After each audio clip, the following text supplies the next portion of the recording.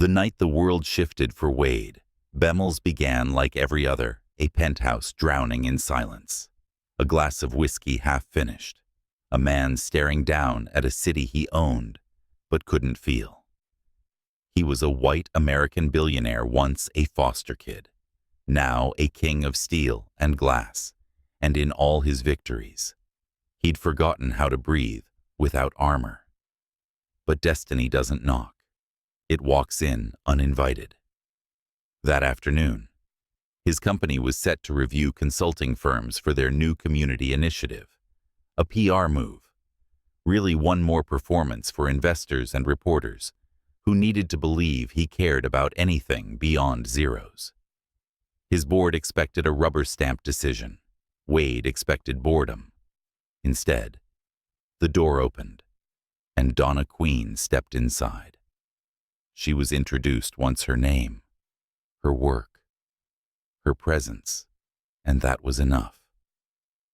From that moment forward, no one needed to reference anything else about her. Her existence alone filled the room. Donna didn't arrive the way other consultants did.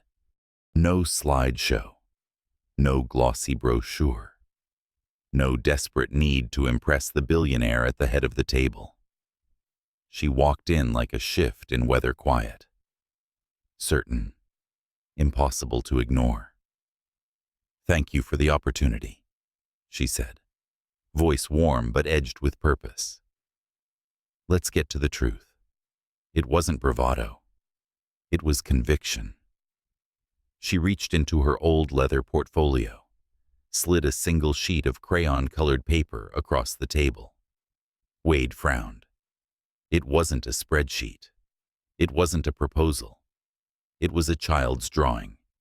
A little girl beneath a crooked sun, holding hands with someone, maybe her mother, maybe a dream.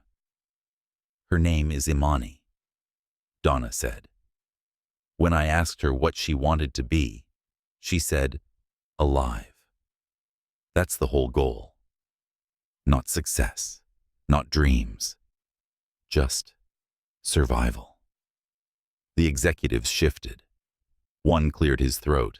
Another scribbled notes to avoid the discomfort. Wade didn't move. Donna wasn't finished. "You can write checks and cut ribbons all day. That won't change anything. Change starts when people with power show up instead of hiding behind their money." His board stiffened. His CFO's eyes went wide. Everyone expected Wade to end the meeting with a single icy command. But the only sound was the soft click of his pen as he leaned forward. "What would you do differently?" he asked. Donna's smile tilted, challenging, not charming. "I'd treat poverty like a problem of imagination, not inconvenience. You have money. What you lack is the willingness to look at the world as it really is." The room held its breath. So did Wade. When she finished, she gathered her portfolio and headed toward the door without waiting for approval. "Leave your proposal," Wade said. She paused, studied him, then nodded. "The truth is all I offer. Truth. Not tactics, not flattery, not fear." And something in Wade's chest, something he buried years ago, shifted. The next meeting he scheduled himself, just the two of them. Late afternoon, after the building emptied and the usual silence returned to his world. Donna walked in guarded, reading him with those sharp, searching eyes. "I read your proposal," Wade said. "It's demanding, expensive, uncomfortable." And she asked, "It's real?" That startled her. "You want to move forward?" she asked. "I want to understand what you're after. Most people come to me for money. You're asking for time, access, involvement." Why Donna rested her hands on the table.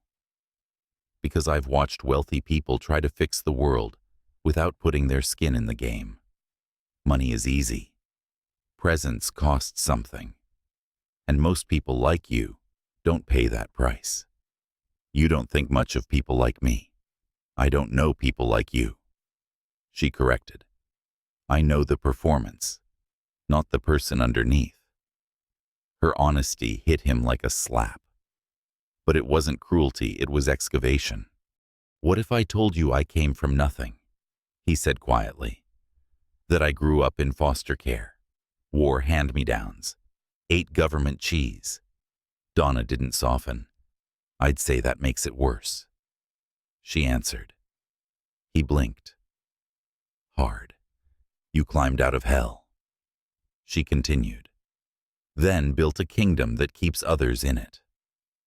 Those words cracked something he'd thought was solid granite inside him. What do you want from me? He whispered. I want you to remember that kid you used to be, she said. Then she stood, walked to the door, and added, and I want you to decide whether the man you became would help him or walk right past. The door shut behind her, and Wade realized he'd been seen fully, sharply for the first time since childhood. He hired her the next morning, not for optics, not for strategy, because looking into her eyes felt like standing on the edge of a cliff and realizing you've never flown. Welcome aboard, he said when she returned to sign the contract. Donna shook his hand, firm and warm, and warned, don't make me regret this. But Wade already knew. It was far too late for both of them. From that moment, their partnership sparked something dangerous. Work meetings turned into long conversations. Site visits became shared memories. Wade watched the way she touched broken spaces, old buildings, neglected parks, forgotten neighborhoods with reverence, like she saw life, even in decay. She watched him, too, not the billionaire, but the boy who survived 7 homes and learned to trust nobody. Instead of stepping back from the mess inside him, she leaned closer. Each encounter tugged him further out of his shell. Each moment made him want something he didn't think he deserved. Donna challenged him like no one ever had. She knocked down his walls, not with force, but with honesty. And every time he let her see another piece of himself. She saw not a flaw, but a wound. He wasn't used to that. He wasn't ready for what it stirred in him. One afternoon, standing in the ruins of a youth center, Donna pressed her hand to a weathered wall. This place raised me, she said softly. It saved me before I knew I needed saving. Wade watched her, the way memory softened her voice, the way she stood inside brokenness without fear. He envied that strength, needed it, wanted to understand it.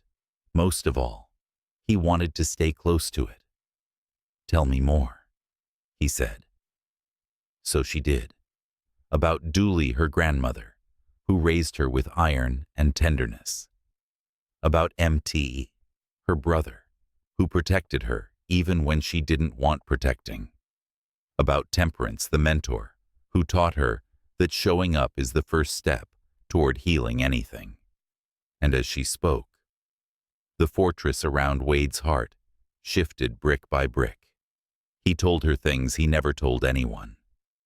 About the foster father who locked him in a closet, the caseworker who forgot his birthday, the nights he lay awake wondering if anyone would notice if he disappeared. Donna didn't flinch. You survived because you were strong, she said gently. But you stayed strong by shutting the world out. That's not living.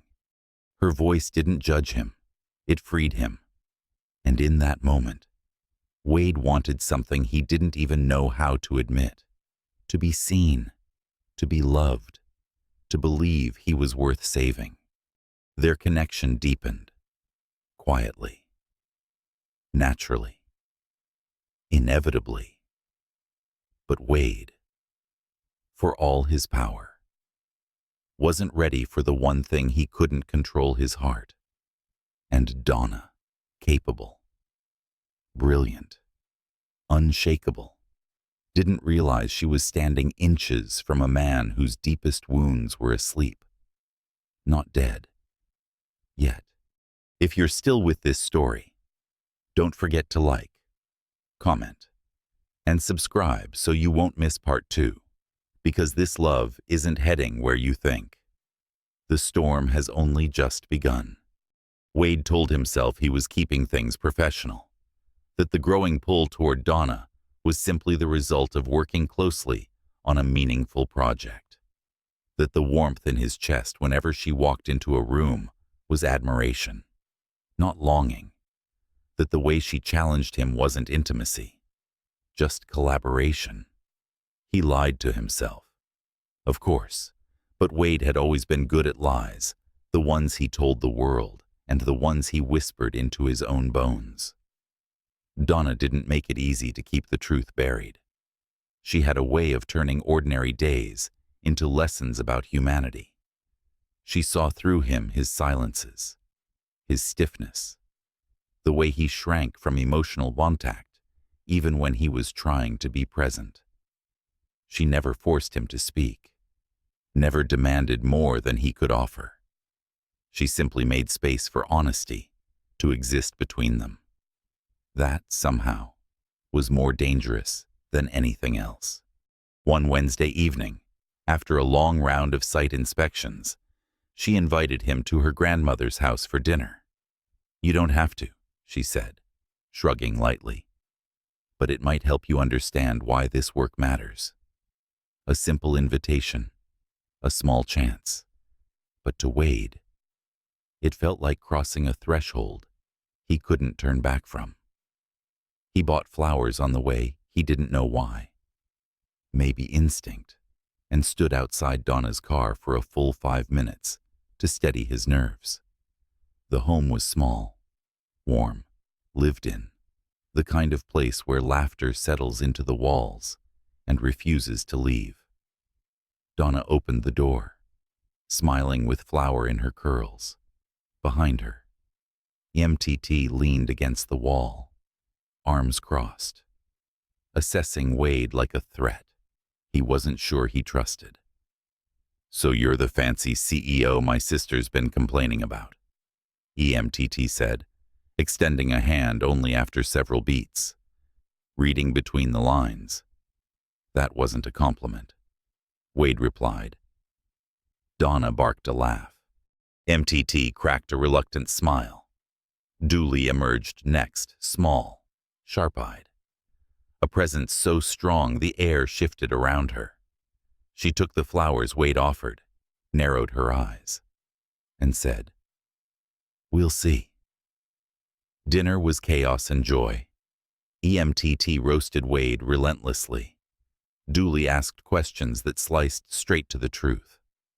Donna watched them all with a soft pride Wade tried not to stare at. He laughed, actual, unguarded laughter for the first time in years. And somewhere between the cornbread and the stories about Donna organizing childhood protests against unfair cafeteria rules, something inside him cracked open wider than it ever had. Later, as Donna walked him to his car, she said softly, "This is my family. Not perfect, but real." "What does it take to be part of it?" he asked before he could stop himself. Donna paused. The evening breeze lifted her curls. "You show up. You tell the truth. You don't run when it gets hard." Wade swallowed. "I want to try." She stepped closer, close enough that he felt her breath on his skin, and whispered, "Then try." Their first kiss tasted like possibility, like danger, like a future neither was ready to name, but both were aching for. The days that followed weren't a whirlwind, they were even more dangerous. Stillness, trust, slow, steady vulnerability. They fell into a rhythm. Farmers markets on Saturdays, Sunday dinners with Dooley and MT, late nights on Wade's balcony where the city lights stretched below them like galaxies, waiting to be understood. Wade shared memories he'd never said aloud. Donna revealed fears she'd buried deep. He learned she cried at heartwarming commercials, but braced herself through horror movies. She learned he slept with the lights on when he was alone, not because he liked the glow, but because darkness reminded him of too many foster home closets. Pieces of their pasts, folded into each other without pressure. One night, Donna lay in his arms and whispered, "If I fall all the way. Don't let me believe in something that isn't real." Wade kissed her hair and promised, "I won't lie, not about this." And he meant every word. At least, he believed he did. But promises are easy when life is gentle. It's what you cling to when fear blinds you that reveals the truth. And Wade, despite the progress he'd made, still carried fear like a second pulse. A fear that would soon test everything he and Donna had built, everything they were becoming, everything they could have been. Donna hadn't planned on falling for Wade as quickly as she did. She wasn't the type to hand her heart over lightly, especially not to a man whose life was built on power, distance, and walls thicker than glass. But something about Wade's silences, the way he listened, the way he looked at her when he thought she wasn't watching, something softened parts of her. She thought life had hardened permanently. What she didn't know was how much he feared that softness. Their relationship deepened over weeks of shared work and stolen moments. They toured community centers in neighborhoods most CEOs didn't bother to drive through. Donna showed him the cracks the system created, cracks she'd grown up inside. Wade didn't just sign checks anymore. He asked questions, stayed longer, walked the halls with her instead of hovering at the entrances. But the night that shifted everything came quietly. They had spent the day in a decaying youth center that once thrived under the guidance of a woman named Miss Temperance, now retired.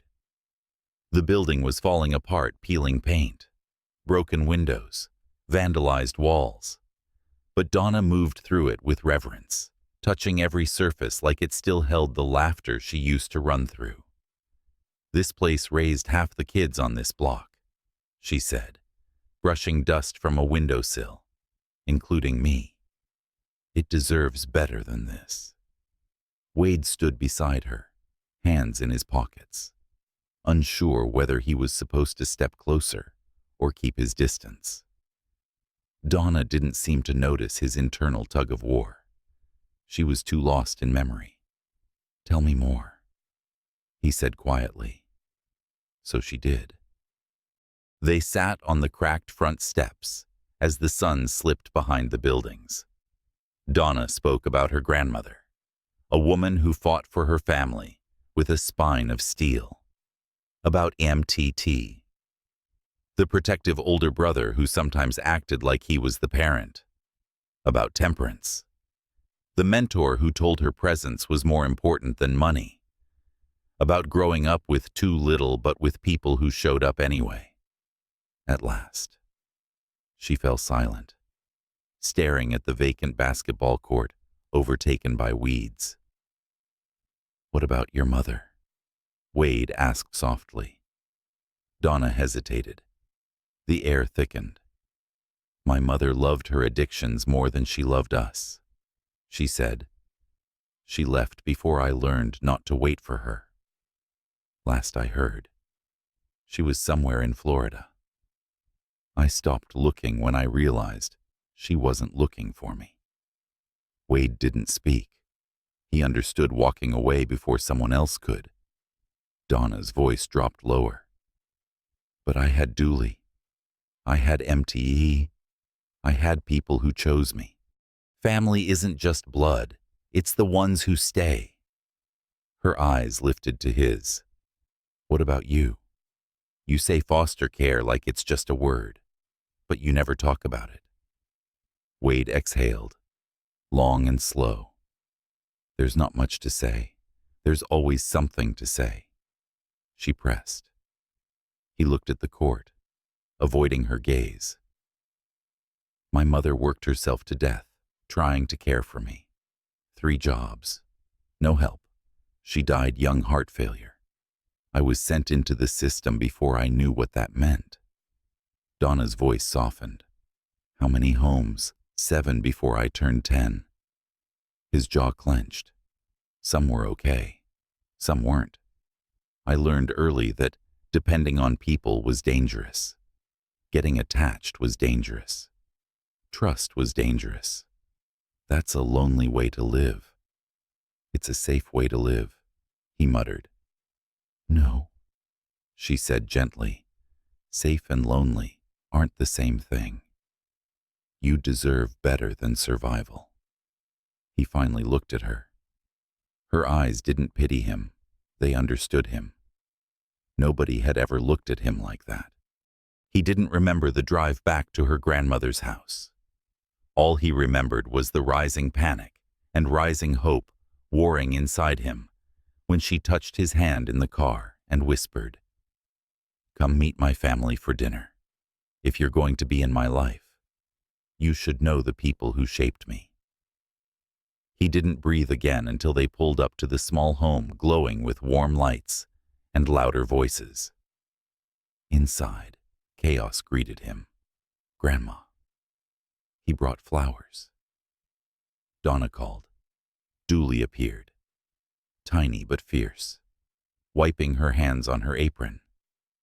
She examined Wade the way surgeons examine X-rays.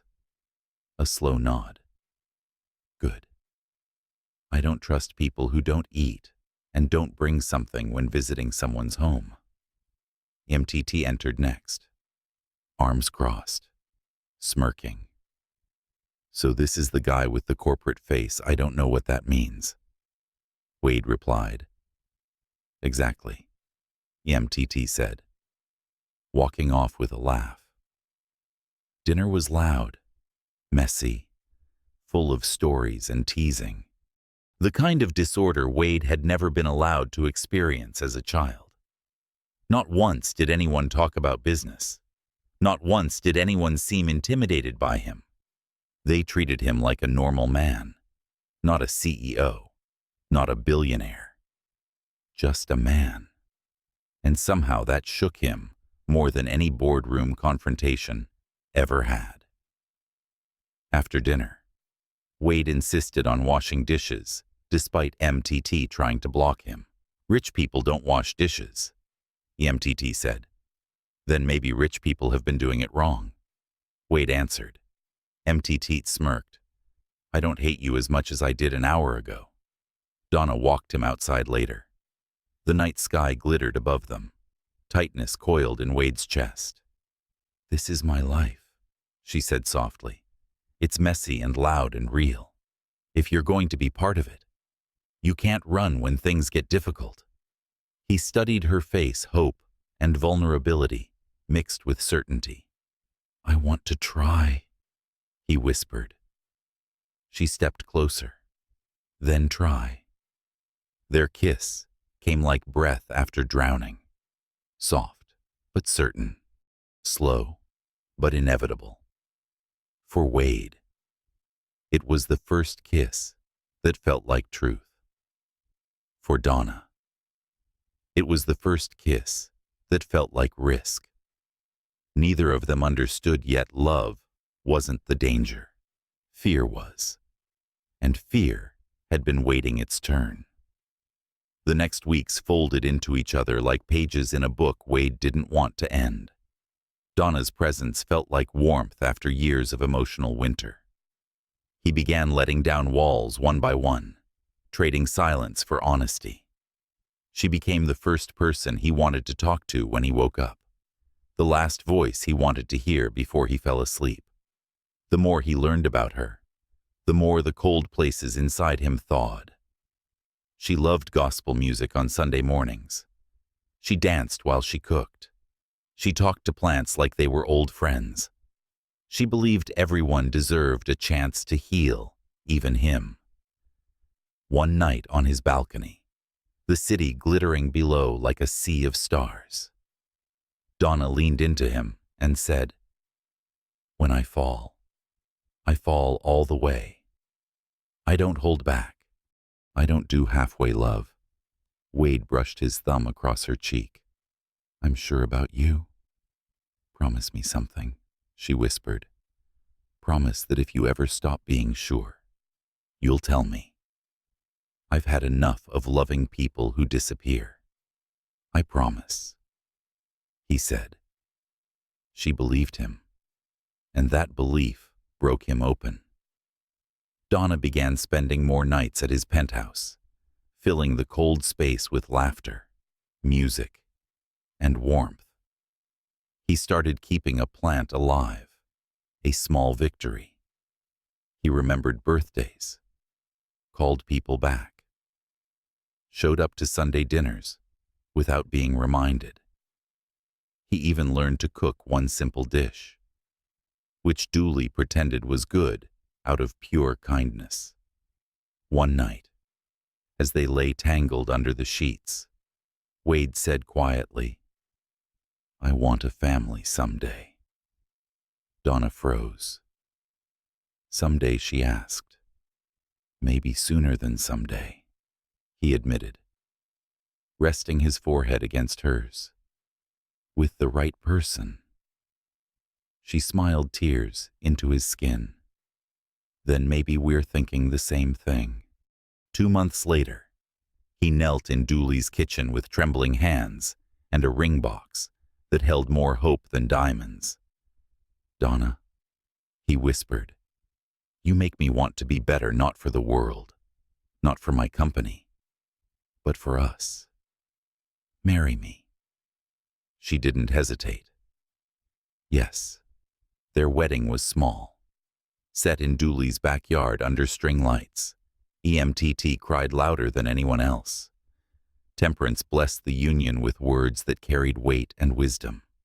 Wade couldn't stop smiling, couldn't stop crying, couldn't believe he'd found a home in the place he least expected. Donna moved into his penthouse. She filled the empty frames with pictures, filled the cold corners with softness, filled his days with warmth. Their love felt unbreakable, but unbreakable things only seem invincible until pressure finds the weak point. And Wade had a weak point Donna couldn't see. Fear. Fear that the world he built could crumble. Fear that he could lose what he didn't think he deserved. Fear that the love he held was too fragile for a man like him. Fear that history repeats itself. When the company's major leak hit the news, classified documents, confidential mergers, sensitive negotiations, his past trauma roared awake. He felt the old panic, the old instinct to protect himself at all costs. His mind whispered the lie. Fear always whispers. Someone close must have betrayed you. Evidence surfaced. Logs, access codes, all pointing to Donna's credentials. The betrayal looked clean, perfect, undeniable. Reality twisted in Wade's mind, turning love into suspicion, safety into threat. He stared at the screen, numbness creeping through him. "This can't be real," he murmured. Kelton, his CFO and childhood friend, placed a hand on his shoulder. "I'm sorry, Wade. But we both know you can't ignore this." Wade's pulse pounded. She couldn't, but fear didn't care. Fear whispered, everyone leaves, everyone lies, everyone betrays. By the time Donna walked into his office, smiling softly because she'd brought him lunch. Wade's heart was already cracking under the weight of old trauma and new fear. "Wade," she asked, sensing the shift in the room. He didn't look at her when he said, "There's been a breach. Your credentials were used." Confusion flashed. Then pain. "You think I would do that? I don't know what to think." "You do," she whispered. "You just don't want to trust it." He stood behind the desk distance. Shield. Armor. She stepped forward. He stepped back. "You're my wife," she said. "I need you to see me." He didn't answer. Her voice broke.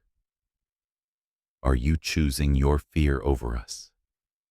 He swallowed hard. "You need to surrender your access. You're suspended. You're firing me," her voice cracked, "while I'm standing here telling you I'm innocent." Wade felt himself slipping, drowning, panicking. "I'm protecting the company. You're destroying our marriage." She wasn't crying. She was breaking. Her hand drifted instinctively toward her stomach, something Wade didn't notice. Then came the final blow. "This marriage is over. My lawyers will reach out." Something died in her eyes. Donna left without looking back, and the moment the door shut, Wade felt a coldness he hadn't felt since childhood. Fear had won. Love had lost. And neither of them understood that the worst heartbreak hadn't even begun. Donna didn't cry the day she walked out of Wade's office. Shock protected her, the way armor protects a soldier. Mid-battle, she didn't feel anything except a cold numbness that spread through her body until she could barely breathe. She didn't pack her things from the penthouse. She didn't go home to Dooley's. She didn't call M&T. She didn't answer Wade's emails or texts, first confused, then cold, then angry. She shut her phone off entirely and disappeared into the small rented apartment she kept for work on the south side of the city, a place she hadn't told him about because it had never mattered before. The apartment was barely furnished, a single couch, a bed, and a fridge, half empty. But it had something the penthouse didn't: silence without judgment. She sat at the edge of the bed, hands on her stomach, breath trembling. The two faint lines on the plastic test stared back at her. Again, and again, and again. 3 tests, 3 positives. "Not now," she whispered. "Not like this." A wave of nausea washed over her. Not morning sickness, but grief. She curled forward, hugging her knees, trying to steady the shaking in her chest. She had planned to tell him that night at dinner with Dooley. She'd rehearsed it in her head. She'd imagined his smile, imagined his hands on her belly, imagined the life they were building. But instead, Wade accused her, suspended her, humiliated her, divorced her, all in one breath. One moment, one fear-driven decision, one man who hadn't learned to trust. She stood and paced the room, breathing hard. She wanted to scream. She wanted to break something. She wanted to call him and force him to look her in the eye and recognize the truth. But she knew Wade wasn't in a place where truth mattered. His fear was louder than love. Always had been. She sat again, pressing a hand to her stomach. "You are wanted," she whispered to the small life forming inside her. "You are loved, even if it's just me and you." The knock on the door nearly made her jump out of her skin. "Donna, open this damn door." EMTT's voice boomed from the hallway. Her stomach twisted. She hadn't wanted him to find her, but of course he would. She opened the door slowly. EMTT took one look at her swollen eyes and cupped her cheek with a gentleness that contrasted sharply with his rough voice. What did he do? She shook her head, unable to speak. EMTT walked in, closed the door with his foot, and pulled her into his arms. Donna melted into the hug, burying her face in his chest as sobs shook through her body. He didn't ask again. He didn't rush her. He just held her until she could breathe. When she finally spoke, her voice cracked. He thinks I betrayed him. EMTT stiffened. Say it again. He thinks I leaked company documents. The hell he does.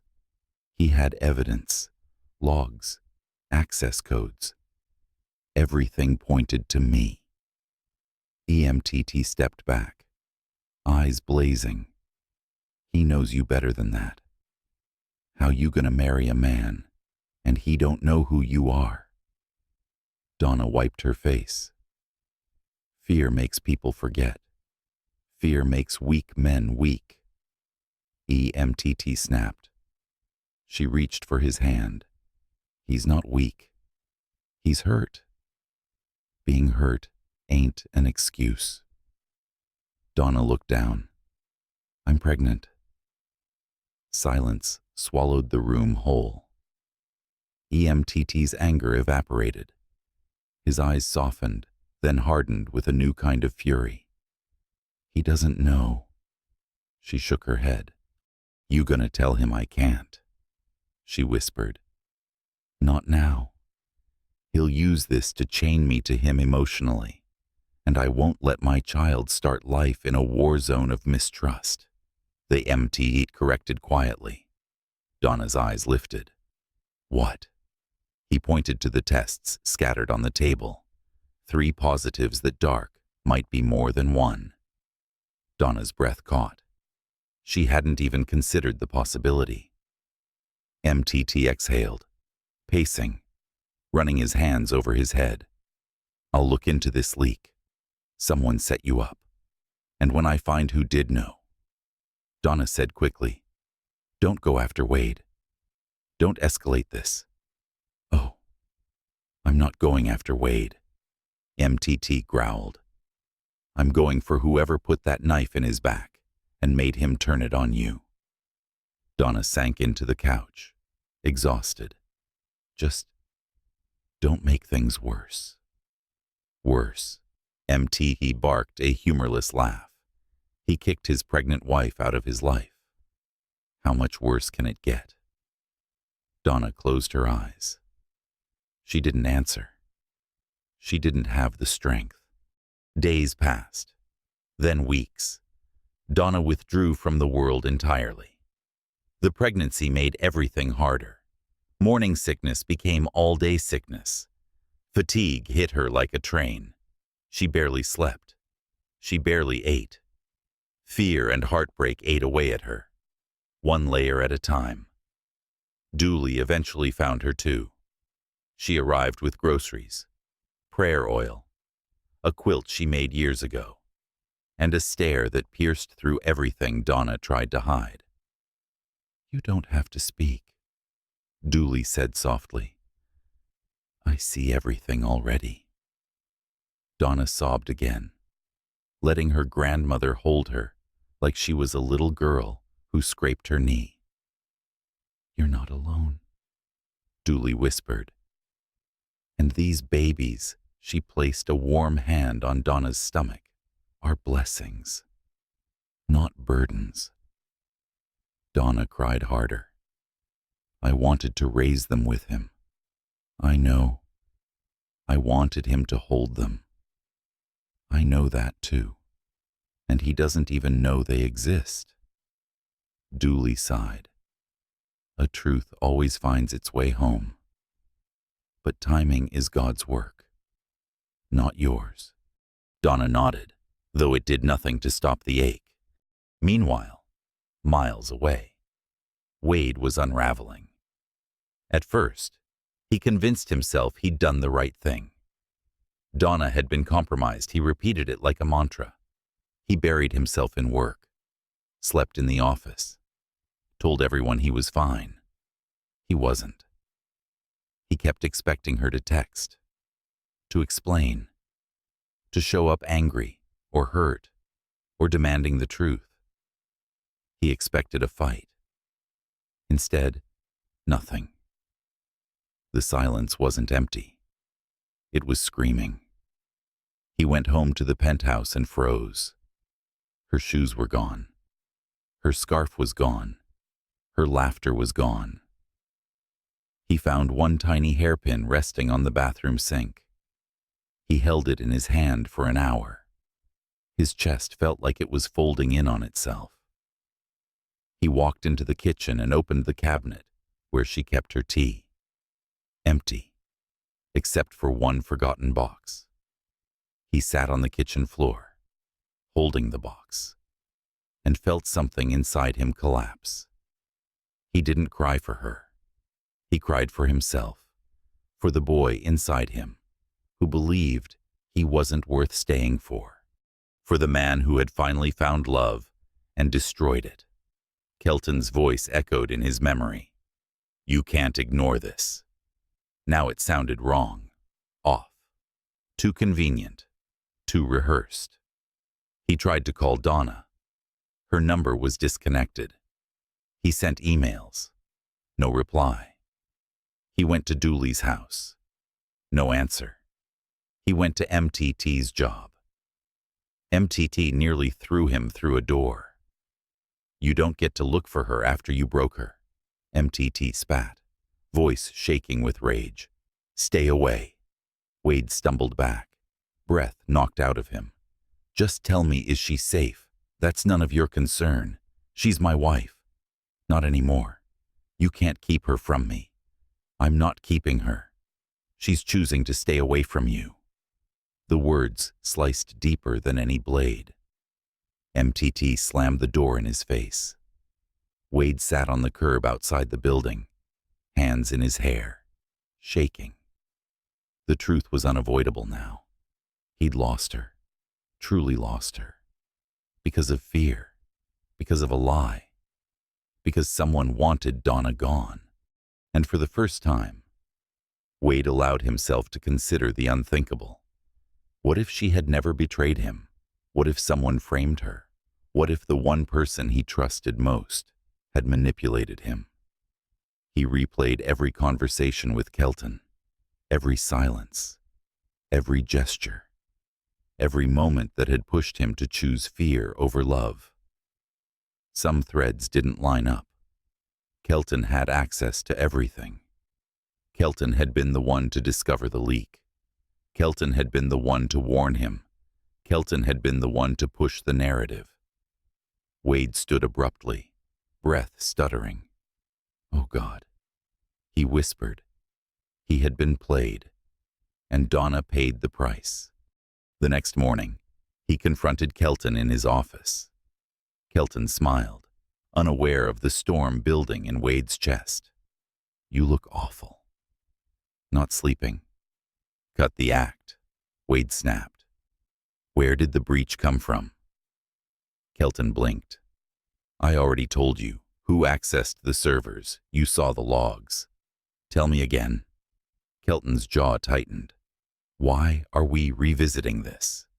Wade stepped closer. Because something doesn't add up. Kelton's face shifted barely. But enough. Wade saw it. He went still. You did it. Kelton didn't flinch. You were losing control, falling for her, letting her influence decisions that affect the company. I had to protect the business. You destroyed my marriage. Kelton scoffed. You made the choice. I just revealed the truth.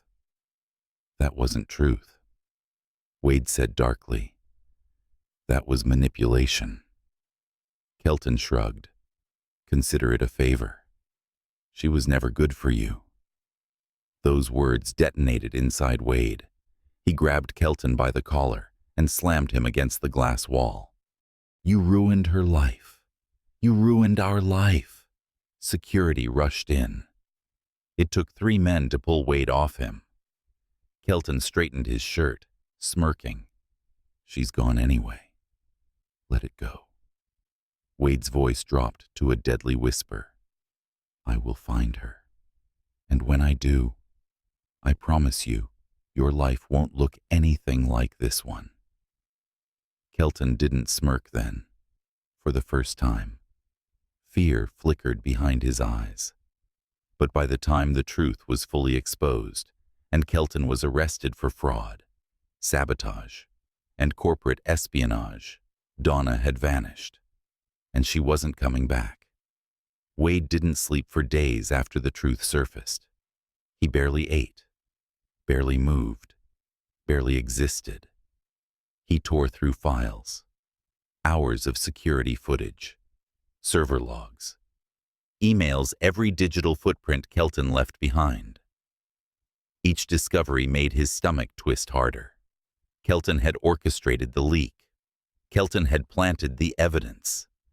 Kelton had accessed systems using stolen credentials. Kelton had been dismantling Wade's trust from the inside for months. And Wade, fearful, traumatized, desperate to protect the empire he built, from nothing fell for it. The guilt was suffocating.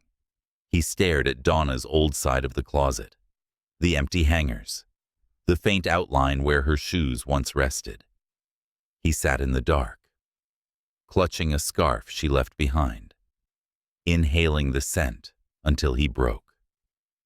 He thought about calling her again, begging, apologizing, explaining. But he knew she wasn't answering.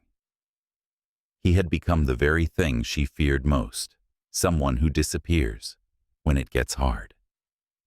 He left his penthouse for the first time in days and drove without destination.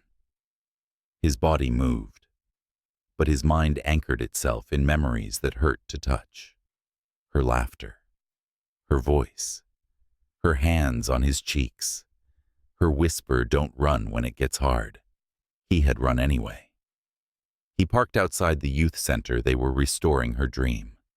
He climbed the steps and stood in the dark hallway, staring at the peeling paint, the graffiti, the empty spaces she wanted to fill with life. A pipe dripped somewhere in the distance. The air smelled like dust and old echoes. He slid down the wall, knees to chest, pressing his forehead against them. "I'm sorry," he whispered into the silence. "I'm so damn sorry." No one answered. Days later, the police arrested Kelton. The investigation revealed the full extent of his betrayal, years of resentment, jealousy, hidden accounts, and attempts to undermine Wade's leadership. But even as justice was served, Wade felt nothing like relief. His world was ash. His marriage was gone. The woman who made him feel human again had vanished. He hired private investigators, digital trackers, surveillance teams, anything to find her. Nothing. She had cut off her credit cards, changed her number, used cash-only locations, never stayed anywhere long. The woman he loved had disappeared like she'd never existed. He blamed himself more each day. He stopped showing up to meetings, stopped attending board sessions, stopped pretending he was fine. His employees whispered that he was spiraling. They didn't know the half of it. One night, he showed up at Dooley's house again. This time she answered. She stood in the doorway, arms folded, eyes piercing. "You look empty," she said. "I am. You came for forgiveness." "No," he whispered. "I came for her. She isn't here. Please, Dooley, even if she were, you wouldn't be allowed in." Wade swallowed hard. "I know what I did. I know how badly I hurt her. But I need to tell her I didn't mean it. That I was wrong. That I was being manipulated. That That you didn't trust your wife. Dooley finished sharply. That's the truth. All that other talk is distraction. He looked down. She's my life. Then you should have valued her while she was still in it. Pain washed through him. Is she okay? He asked. Dooley sighed. Her heart is bruised, but she's standing. Is she safe? Yes. Is she alone? Dooley hesitated just one heartbeat, but it was enough for Wade to feel his soul crack. Does she hate me? He asked. No, Dooley said softly. She hurts for you, but she fears you more. The words landed like a punch. I would never hurt her. You already did. He shook his head. I'll spend the rest of my life fixing it. Then fix yourself first, Dooley said, or you'll just break her again. He blinked. Fix myself how? Start by learning the difference between fear and intuition, the difference between history and truth, the difference between a wound and a weapon. He absorbed her words like scripture. Dooley stepped forward, placed a hand on his cheek, and whispered, I don't know if she'll ever come back, but if she does, it won't be for the man you were. It'll be for the man you become. He cried then, not the quiet tears he hid since childhood, but deep, guttural sobs that broke through years of suppressed emotion. Dooley held him the way a mother holds a hurting child. When he finally stepped back, she said, Go. Heal. Become. That's the only path left. He nodded, wiping his face. But as he turned to leave, Dooley added one more thing. She's not alone in this world anymore. Wade froze. He turned slowly. What do you mean? Dooley looked at him, gaze steady, but unreadable. Some truths, she said, aren't mine to tell. The air around him shifted. His breath caught. His heart kicked hard against his ribs. Is she? He tried. Dooley, is she? She closed the door gently. Wade stood there, stunned, trembling, shattered by the weight of the possibility. Was it possible? Could she be? He pressed both hands to the door, whispering as the world tilted beneath him. Oh God, is she pregnant? No one answered. Not then. Not yet. But the truth was already taking shape, growing, forming, waiting. A future he didn't know existed. A future he didn't know he was losing. A future that would change everything. Donna hid herself with the precision of someone who understood exactly how determined Wade could be when he wanted something. She changed cities twice, moved between quiet neighborhoods where she blended in easily. She used cash, avoided hospitals with connected systems, and found a midwife who didn't ask unnecessary questions. She kept her circle small. Dooley, Imt, and Temperance were the only ones who knew where she was. Pregnancy softened her in some ways, hardened her in others. She rubbed her belly at night, whispering promises to the babies growing inside her. 2 heartbeats, 2 souls, 2 reasons to protect herself from the man who should have protected her. She loved Wade. That love didn't disappear. It scarred.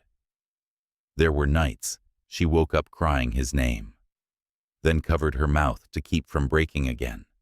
Nights she imagined him beside her, rubbing her back, telling her she wasn't alone. But those dreams cracked every time she remembered his voice, the day he chose fear over truth. You're suspended. Our marriage is over. My lawyers will reach out. words sharper than knives, words she couldn't unhear. She stayed gone because staying alive meant staying distant. Stress made her stomach twist in dangerous ways. Her midwife told her to rest, breathe, avoid emotional shocks. But healing wasn't rest, it was survival.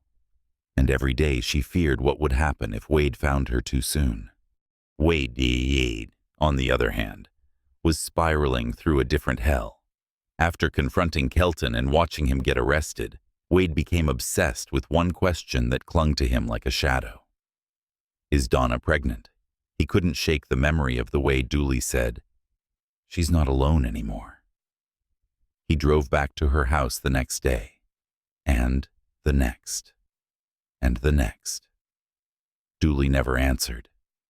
On the fourth visit, a note taped to the door read, "Healing requires space. Give it to her." He crumpled the note, but kept it in his pocket for weeks. His investigators searched airports, clinics, hotels, banks. Nothing. Donna's trail ended as if she'd stepped out of the world entirely. It terrified him. It humbled him. It forced him to face the truth he avoided all his life. Love wasn't something you demanded. Love wasn't something you controlled. Love required trust, and he had failed. He started therapy after a month of sleepless nights and emotional collapse. He sat across from Dr. Adler, a soft-spoken man with a calm presence, and confessed everything he'd never said aloud. "How did you feel when your foster parents accused you of things you didn't do?" the therapist asked. "Small," Wade whispered. "Powerless, disposable." "Did any of them apologize after discovering you weren't at fault?" "No." "And when you thought Donna betrayed you, what did you feel?"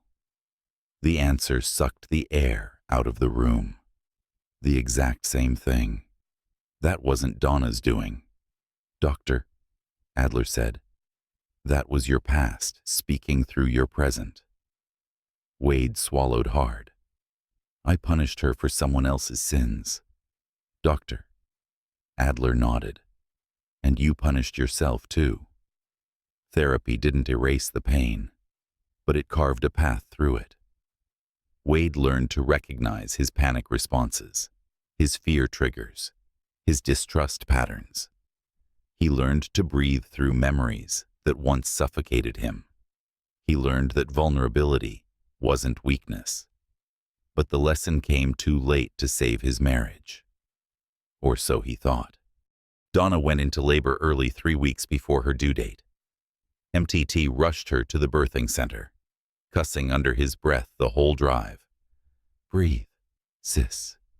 Don't hold your breath. You're doing good." Donna gripped the car door. "This hurts like betrayal." MTT winced. "We don't say his name today." "I didn't." "You were about to." She managed a weak laugh between contractions. The birth was long, painful, terrifying, and beautiful. When the first baby Amari entered the world with a loud wail, Donna felt a rush of relief so fierce she cried harder than the baby. When the second Zuri arrived moments later, quieter, eyes wide and curious, Donna felt her heart split open. 2 daughters, 2 perfect miracles, 2 pieces of a love story she wasn't ready to revisit. EMTT held each baby like they were made of glass, tears rolling down his cheeks. "Look at my nieces. Beautiful, strong. They got your eyes. Thank God." Donna laughed through exhaustion. "Be nice." "I am. They look nothing like their father. Praise the Lord." Donna's smile faded. She tucked a blanket around Amari and whispered, "He'll never know what he lost." Dooley, who had stood at her side throughout the birth, said gently, "He'll know when God decides he's ready." Donna shook her head. "He doesn't deserve them." Julie looked at the newborns and then at her granddaughter. "Maybe not yet, but people change." Donna didn't answer. She didn't want to hope. Hope was dangerous. Weeks turned into months. Donna built a quiet life around the babies.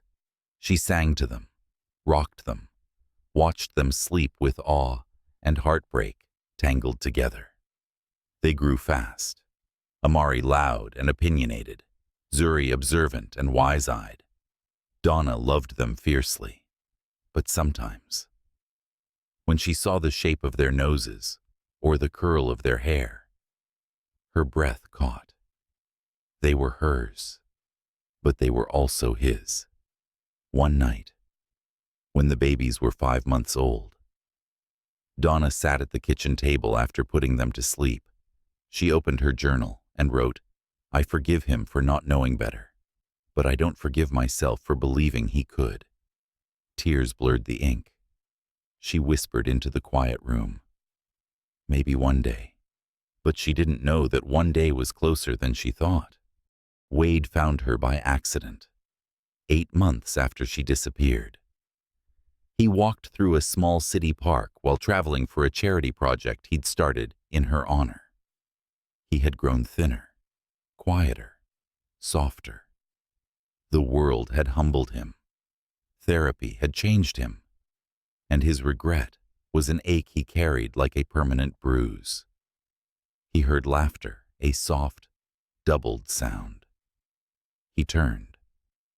2 little girls sat on a blanket under a tree, one clapping her hands loudly, the other watching butterflies with wide eyes. Then he saw her, Donna. She was seated between them, hair in a messy bun, eyes bright, face softer than he remembered, but also stronger. She looked like a woman who survived fire and emerged as something new. Wade froze. His heart slammed against his ribs. He whispered her name, Donna. She stiffened. Her head turned slowly. Her eyes widened. The world stopped.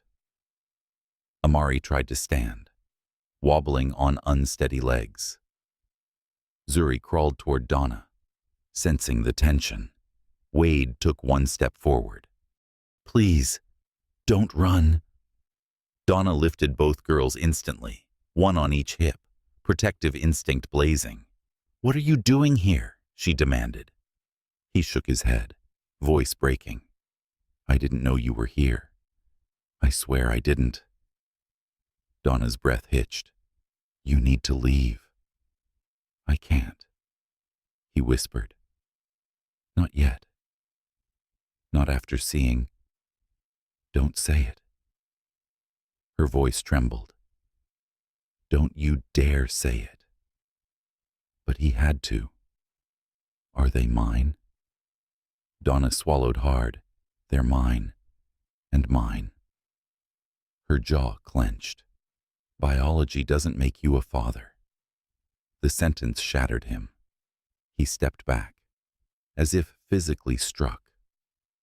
"I deserve that," he whispered. "But Donna, please don't punish them because of me. I'm protecting them from you." He nodded slowly, tears blurring his vision. "I understand why you think that. I understand everything now. But I've changed. You always say that." She said, "People always say that." He wiped his face with a shaking hand. "Then let me prove it." Donna tightened her hold on the babies. "I don't trust you. I know. I don't forgive you. I know. I don't want you near them." That one almost killed him. But before he responded, Zuri reached out, tiny hand grabbing the air toward Wade, as if sensing his pain. Donna froze. Wade covered his mouth, sobbing silently. Donna whispered, "Don't." But Zuri didn't pull her hand back. And that was how the moment ended, not with forgiveness, not with closure, with a baby reaching for the father she'd never met, and a mother realizing the past was not as buried as she hoped. Donna avoided that park for weeks after the accidental encounter. She switched routines, found new walking paths, even ordered groceries instead of shopping in person. She wasn't afraid of Wade. She was afraid of what seeing him again had awakened inside her. Fear, longing, regret, love she didn't want, love she thought she'd buried. The babies were her priority. She refused to let old wounds reopen. She refused to let Wade's remorse seduce her into forgetting the pain he caused. But Zuri kept reaching toward empty spaces, giggling at shadows, watching doors like she expected someone to walk through. Donna whispered to her one night, "What do you think you saw? What did you feel?" Zuri only smiled and pressed her forehead against Donna's. Amari, louder and more opinionated, banged her toys together and yelled "daw" at random moments. Donna tried to tell herself it was just baby sounds, nothing meaningful, but she knew better. Children always know their stories before words explain them. Wade wasn't doing much better. After seeing Donna and the twins, he spiraled again, but the spiral wasn't destructive this time. It was transformative. He doubled down on therapy, dove deeper into healing than he ever had. He confronted childhood memories he spent decades burying. He worked through panic attacks and nightmares. He learned to sit with pain instead of running from it. "Doctor," Adler told him, "you cannot erase what happened, but you can ensure you never repeat it." So Wade began to rebuild his life, not for Donna, not for the babies, but for himself. Because if he didn't heal, he'd destroy everything he touched. He stepped down as CEO temporarily, focusing on the community foundation Donna had inspired. He spent days in youth centers, mentoring teenagers who reminded him too much of his younger self. He spent nights reading books on trauma, trust, and communication. The board whispered about his transformation. The public admired him. Investors praised his philanthropy. But none of it mattered. There was only one audience he hoped to reach, and she was gone. 2 months after the park encounter, fate stepped in again. Donna attended a charity gala hosted by Temperance. It was the first event she'd dressed up for since the birth. She wore a sleek black dress, hair down, makeup soft but flawless. EMTT babysat the twins, texting her every 15 minutes with pictures. She walked into the ballroom confidently until she saw him. Wade. Standing across the room in a fitted suit, hair trimmed, shoulders relaxed, face softer, older, wiser. He wasn't surrounded by assistants or executives. No cameras, no performance. He was alone by the balcony, staring out at the city lights as if he didn't belong inside. Donna tried to turn around, but Temperance stopped her. "You need to breathe," Temperance whispered. "Running won't erase what's between you. You don't know what's between us." Temperance smiled sadly. "I know love when I see it. I also know fear when I smell it." Donna's voice cracked. "I can't let him break me again. What if he came to heal, not to hurt?" Donna didn't answer. Temperance gently nudged her toward the balcony. "Go see for yourself." Donna stepped outside. Rain had started, soft and steady. Wade didn't turn when she approached. He simply said, voice low, I thought you might come. She stood beside him, but kept distance. Don't assume anything. I don't, Wade said quietly.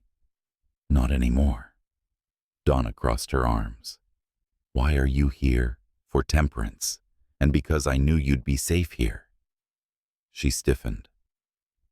Wade faced her fully, then eyes red, jaw tense, heart in his throat. I'm not asking for forgiveness. Good, she snapped, because you aren't getting it. I'm not asking to see the girls. You won't. I'm not asking for anything. That one made her pause. Wade swallowed hard. I came to give you something. What? The truth. All of it. Donna exhaled shakily. I already know the truth.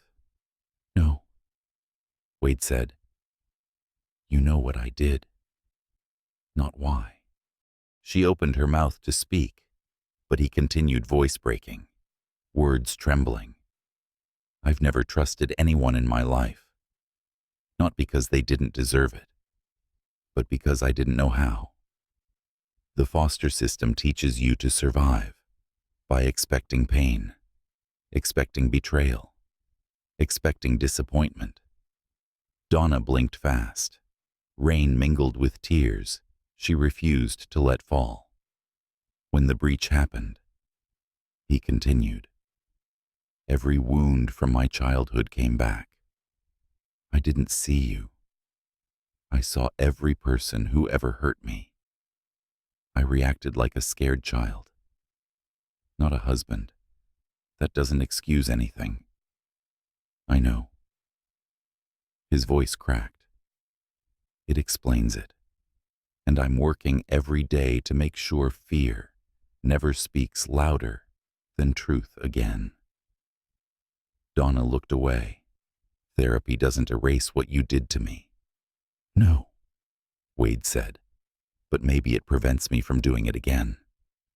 She hated that part of her wanted to believe him. She hated that he was softer now, steadier, clearer. She hated that he wasn't the same man who broke her. She hated that he had become the man she once hoped he could be, and she hated that her heart still reacted to him. He stepped closer, not touching her, but close enough that she felt the warmth of his presence. Donna, he whispered, I didn't deserve you. I still don't. But I'm not that broken man anymore. She swallowed hard. You're too late. Maybe, he said. But healing has its own timing. She shook her head. You don't get to say poetic things and expect them to fix reality. He gave a sad smile. I'm not trying to fix reality, just telling the truth. Silence stretched. Rain softened. Donna finally said, You saw them that day, didn't you? Wade's eyes closed. Yes. And they were the most beautiful things I've ever seen. Her breath hitched. He whispered, I didn't deserve to meet them. Not then. And now she whispered, No expectations. He said gently, Just hope. Donna's throat tightened. You're hoping I let you in, she said. I'm hoping you'll heal, he corrected softly. And if one day that healing leads you back to me, I'll be grateful. But if it doesn't, I'll still be grateful I got to love you at all. Donna's knees nearly buckled. This wasn't the man who pushed her away. This wasn't the man who accused her. This wasn't the man she left. He was someone rebuilt, someone steady, someone who had learned the language of loss. Still, she whispered, I don't trust you. I know, he said. I don't know if I ever will. I'll earn it or I won't. He answered, but I'll never force it. A long silence settled between them. Donna finally stepped back. "I have to go," she whispered. "I know." As she turned away, he said one last thing soft, trembling, full of reverence. Tell Amari and Zuri that the man in the park was nobody dangerous." Donna froze. He added, voice breaking, "Tell them he's just a man who wishes he'd done better." Donna didn't turn around, but her tears blended with the rain as she whispered to herself, "Maybe one day." She walked inside, leaving Wade alone in the rain. A man reborn, a love unfinished, a future still waiting to unfold. And the first real spark of hope flickered in the space between them. Quiet, unspoken, inevitable. Donna avoided Wade for months after the gala. She built her life around the twins' story time, doctor visits, teething nights, first steps on wobbly legs, Zuri learning to hum before she learned to talk, Amari demanding attention with her loud, bright voice. They filled her world so completely that some days she could almost forget the ache Wade had carved inside her. Almost. But healing is never a straight line. Some nights, when the house was quiet and the twins were finally asleep, Donna found herself standing on the balcony, staring at the city lights the same way Wade once had, wondering where he was, what he was doing, whether he still thought about their daughters. She hated that she wondered. She hated that part of her wanted him to be okay. But most of all, she hated how deeply he lived inside her past hurt, past anger, past everything. She didn't want him back. Or at least, she told herself she didn't. She told that to Dooley, to Temperance, to MTE, to her reflection in the mirror. But every time she replayed the rain-soaked balcony moment, she remembered not the pain, but the sincerity in his eyes, the quiet transformation in his voice, the truth he carried now without hiding. People change. But timing doesn't forgive easily. Wade kept his distance as promised. It was the hardest promise he'd ever kept. He devoted himself to the foundation, pouring his time into rebuilding the youth center Donna had once shown him. He named it the Queen Center, not after her. He insisted, but after the idea she represented: community, compassion, presence. When reporters asked him why the name, he only said, "Because she taught me what this work should mean." He didn't mention Donna. He didn't mention the twins. He didn't step into her world without invitation, but the love he carried never dimmed. He held it quietly, tenderly, like a fragile thing he finally learned how to protect instead of crush. His therapist noticed the shift. "Your guilt isn't suffocating you anymore, Doctor," Adler observed one afternoon. "I learned how to carry it without drowning in it." Wade said, "And I learned it doesn't give me ownership of her pain. Do you hope she comes back?" "Yes, but I don't expect it, and I don't live for it. And the children." Wade closed his eyes. "They're not my right. They're my prayer." "Doctor?" Adler nodded. "That is the difference between the man you were and the man you're becoming." Wade didn't disagree. Everything changed the day of the accident. Donna had taken the twins to a music class across town, Amari banging tiny drums with way too much attitude, Zuri quietly following rhythm with perfect precision. The day was warm, bright, easy. She pushed the stroller along a crosswalk, humming a lullaby. Then a horn blared. A driver ran a red light. There wasn't enough time to think. Donna grabbed the stroller and lunged backward, stumbling onto the curb. The car swerved at the last second, tires screeching, barely missing them, but the stroller flipped sideways from the force of her pull. Zuri cried.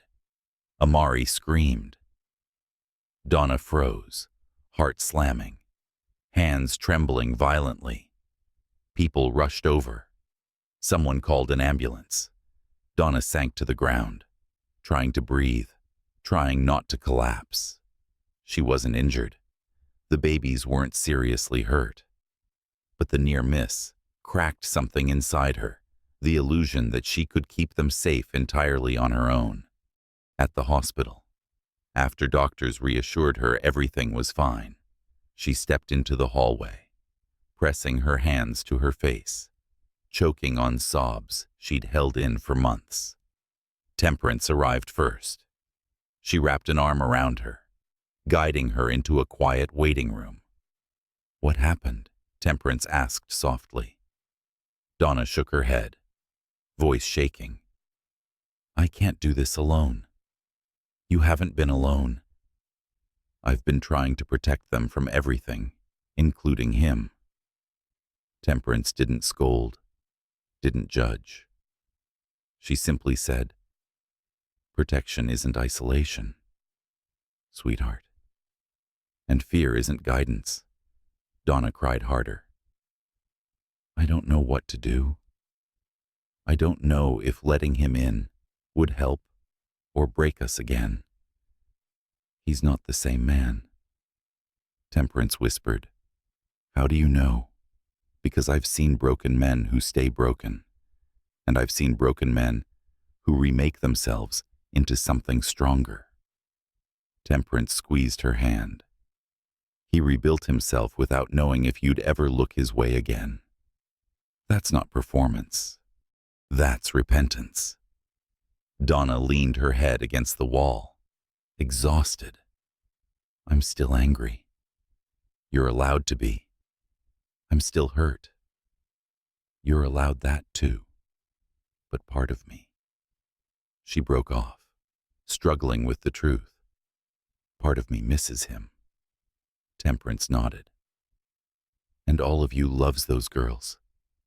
Everything else can be worked through if the foundation is steady." Donna whispered, "I don't want to lose everything again." Temperance cupped her cheek. "Sometimes the thing we fear losing is the very thing God is trying to return to us." Donna didn't answer. She wasn't ready to accept that. Not yet. But fear of losing the twins, fear of something happening to them while she shut their father out, etched itself into her bones. It didn't tell her what to do. It only told her what she couldn't do anymore. She couldn't pretend their father didn't exist. That night, as she tucked the girls into their crib, Donna placed a hand on each of their chests, feeling the steady rhythm of two hearts she would die to protect. She whispered, "Your father isn't the man who hurt me. Not anymore. And maybe you deserve to know both versions." She cried again, silently, as the twins slept peacefully. Her phone sat on the dresser, screen black, waiting. She stared at it for a long time. Her fingers trembled. Her breath shook. Finally, with a courage she didn't know she still had, she picked up the phone and dialed the number she'd never forgotten. He answered on the first ring. Donna Wade's voice cracked, breathless, disbelieving. She closed her eyes. "I need to talk to you." He didn't respond at first, just quiet, stunned breathing. Then, gently, "Tell me when and where." She swallowed. "Tomorrow. The Queen Center, noon. I'll be there." He said, didn't ask questions. He didn't demand explanations. He didn't beg. He just breathed like a man seeing sunlight after 1,000 days underground. Donna ended the call and sat on the bed, heart thudding, tears slipping down her cheeks. Tomorrow would change everything. For better. For worse. For truth. Wade barely slept that night. He stood in the empty youth center, staring at murals painted by neighborhood kids, each stroke a reminder of the woman who taught him why community mattered. He whispered into the quiet room, "Please, let me be ready." When dawn touched the windows, he straightened his tie, practiced breathing, and waited. At noon, the door opened. Donna stepped inside, carrying the twins. Wade's knees nearly buckled. He whispered, "My God." The twins watched him with wide eyes, Amari curious and bold, Zuri calm and perceptive. Donna held them closer but didn't step back. She walked toward him slowly. Wade pressed a hand to his chest, grounding himself. "Donna," he whispered. She shook her head gently. "Let me speak first." He closed his mouth, nodding. Donna drew a shaky breath. "I'm not here because I'm ready to forgive you. I'm here because I'm ready to tell you the truth." He nodded again, eyes never leaving her. "They're your daughters," she said. Wade exhaled like he'd been underwater for years. His eyes filled instantly, a tremor rolling through his entire body. Donna continued, voice trembling. "But that doesn't mean you get access without trust. It doesn't mean anything is fixed. It just means they deserve a father who's healed." Wade swallowed hard. "I understand. And they deserve a mother who isn't holding her fear like a shield." He whispered, "You don't owe me anything." Donna shook her head. "This isn't about you." She stepped closer. "It's about them." Wade's voice broke. Can I say hello?" Donna hesitated. Then slowly, carefully, she lowered the twins to the floor. Amari toddled forward first, wobbling on chubby legs, grabbing his pant leg with a proud squeal. Wade choked on a sob. Zuri crawled to him next, pressing her hand to his shoe, gazing up with wide, thoughtful eyes. He dropped to his knees. Donna watched, arms folded. But there was no anger there anymore, just fear, love, and a willingness to witness truth. Wade extended shaking hands. "Hi," he whispered. I'm your dad." Amari laughed and patted his face. Zuri leaned forward and rested her forehead against his chest. Wade broke completely, holding his heart as tears poured silently down his cheeks. Donna swallowed hard. Something inside her shifted. Something old cracked open. Something new began. The moment wasn't reconciliation. It wasn't healing. It wasn't closure. It was a beginning. A fragile, trembling beginning, built not on fear, not on assumptions, not on wounds, but on truth.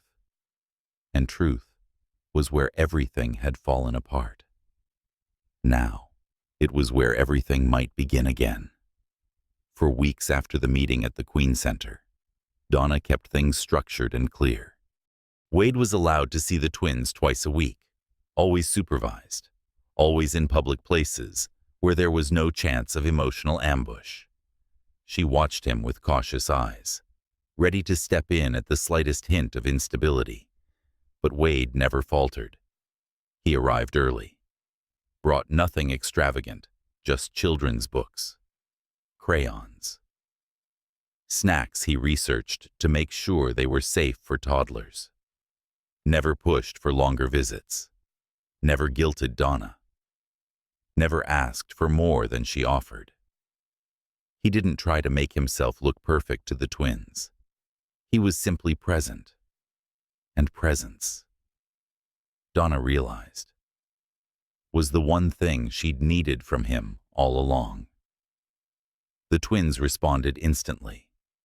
Amari climbed him like a tree. Zuri engaged him with quiet fascination, studying his face as if memorizing him. Sometimes Donna had to step away just to breathe because the sight of them together ached in a place she thought had healed. Sometimes she cried afterward, not out of pain, but out of confusion, because she didn't know what it meant that he was becoming the man she once prayed for. One afternoon, Donna arrived at the youth center early. She intended to drop off supplies for the upcoming community event Temperance organized. Instead, she found Wade inside a classroom, sitting on the carpet with a group of neighborhood kids. He wasn't grandstanding or giving a speech. He was helping a little boy spell his name on a poster. Patience in his voice, warmth in his expression. No cameras, no audience, no applause, just Wade. Donna watched quietly. Unseen, something shifted again inside her, something she wasn't ready to name. Later that evening, Temperance approached her while sorting donation boxes. "You keep looking at him like you're remembering and forgetting at the same time," Temperance said. Donna sighed. "I don't know what I'm doing. You're grieving the version of him you lost, and the version of him I'm getting now." Temperance smiled gently. "You're learning who he is, without fear." Donna sat down, rubbing her temples. "I'm scared of loving him again, of loving him still." Temperance nodded. "Then love slow, love soft, love with boundaries, love with truth, not with fear." Donna didn't answer, but she didn't run either. 3 weeks later, Wade invited her and the twins to a small community barbecue the center was hosting. Donna agreed for the twins' sake, she told herself. But deep down, she wanted to see what their life might look like if they weren't broken. The moment she stepped into the center, she felt warmth, laughter, music, kids running around, volunteers cooking. The mural of a rising phoenix painted across the back wall, a mural Wade commissioned to symbolize rebirth. He held Zuri while she sucked on a teething biscuit, and Amari clung to his leg like she belonged there. Donna approached slowly. "You okay?" she asked. Wade smiled softly. "I'm more than okay." She studied him. His eyes were different, not heavy with guilt or fear, but steady with purpose. "You built this," she said quietly. "No." He corrected. "We did. You gave me the vision. I just didn't know how to honor it before." Donna watched him hold the twins with gentle confidence. The ache inside her deepened, but this time it didn't hurt. It felt like longing, like memory, like possibility. "You look tired," Wade said gently. "Motherhood," she replied. "Let me help. I am letting you help." His smile widened a fraction. "Thank you." Donna swallowed. Gratitude shouldn't have made her emotional, but something about the softness in his voice made her look away. "Do you want to walk with us?" he asked. "There's a quieter area near the garden." She hesitated, then nodded. He carried Zuri. Donna carried Amari. They walked slowly behind the building, where a small flower garden bloomed sunflowers, lavender, roses planted by neighborhood volunteers, As they approached a wooden bench, Wade paused. Donna stood beside him, heart pounding. "I didn't bring you here for anything dramatic," he said. "I just wanted you to see this." He pointed to a small plaque beneath the newest tree, a young magnolia. Donna stepped closer, eyes narrowing as she read, "For the daughters who reminded me how to grow. Amari and Zuri." Her breath caught. She looked at Wade, shocked. "You dedicated a tree." He shrugged gently. "I didn't know how else to honor them without intruding. I wanted them to have roots somewhere safe." Donna stared at the plaque again, her vision blurred. Wade didn't touch her, didn't step closer. He simply said, "I'm not asking for forgiveness. I'm not asking for us to be what we were. I'm just grateful to stand here with you." Donna closed her eyes. "You make it hard to stay angry." "I'm not trying to change your anger," he said softly. "I'm trying to deserve your peace." She opened her eyes slowly. The twins giggled between them, chasing each other through the grass. The sun glowed warm on their faces. The magnolia tree swayed gently, its leaves whispering like blessings. And for the first time, in a very long time, Donna let herself imagine a future that didn't look like survival, a future that looked like healing. It didn't happen overnight. There were still arguments, still tears, still hard conversations about trust, trauma, accountability, and love. Donna didn't hand her heart back easily. Wade didn't ask for more than she offered. He earned everything one day at a time, one honest conversation at a time, one patient step at a time. One evening, after the twins' first birthday party, filled with laughter, cake-smudged cheeks, and family. Donna tucked the girls into bed, then stepped onto the porch where Wade stood watching the sunset. He turned, uncertain. "Everything okay?" Donna nodded, heart pounding. "I need to tell you something," she said quietly. He swallowed. "Anything." She breathed deeply. "I'm not ready to rebuild what we had." His face fell just slightly, but he nodded. "I understand. But," she continued, stepping closer, "I think I'm ready to build something new." Wade froze. Donna placed a hand on his chest. Something honest, something slow, something healed. Not a repeat something reborn. His breath hitched. "Donna." She met his gaze, steady and sure. "If you're willing," he whispered like a prayer. "I am." She leaned in just enough that their foreheads touched. The smallest, softest bridge between past and future. A kiss didn't follow. Promises didn't follow. Only truth did. Two people. Broken once. Rebuilt now. Standing on the edge of something new. A family not perfect. Not healed overnight. But real. Donna whispered, "We start here." And Wade, voice trembling with gratitude, whispered back, "Wherever here is, it's home." The twins squealed inside the house. The magnolia swayed gently. The world softened around them, and the love they once lost didn't return. It transformed. Slow, steady, honest. A love that knew pain. A love that knew forgiveness. A love reborn from truth. A love finally ready to last.